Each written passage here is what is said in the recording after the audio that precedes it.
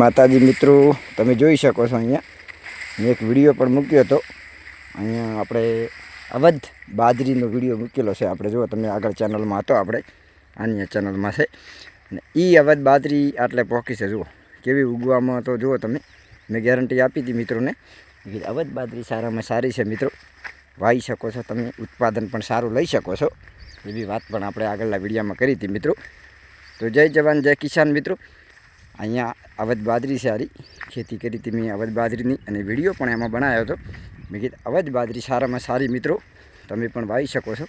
એવો વિડીયો આપણે આગળ ચેનલમાં મૂકેલો છે અવધ બાજરીનો, અને બાજરીના પેકેટનો ફોટો પણ અંદર બતાવેલો છે. અવધ પાછળ ઓકળો પણ લખેલો છે, એમાં એ વિડીયોમાં છે મિત્રો, તમે જોઈ શકો છો. અહીંયા અવધ બાજરી છે આપણે આરી ઉજીને હજી બીજું પાણી હમણાં પાયું છે, અને ટૂંક સમયમાં આરી પાકે છે મિત્રો. એની લીલસા પણ જોઈ શકો છો તમે. અહીંયા સુપર બાજરી થાય છે મિત્રો. આ બાજરી જુઓ તમે, એ અવધ બાજરીની આ ખેતી કરી છે મેં. વર્ષે અવધ બાજરી વાવું છું મિત્રો. આ ફેરે પણ અવધ બાજરીની જ છે. અહીંયા તમે જોઈ શકો છો આપણે બાજરી, ઉનાળુ બાજરી છે. ઉનાળુ અમારી બાજુ ઉનાળુ બાજરી જબર થાય. અહીંયા મીઠા પાણી હોય ને, અમારી બાજુ કેનાલનું પાણી પણ આવે છે મિત્રો, એટલે મીઠા પાણી હોય.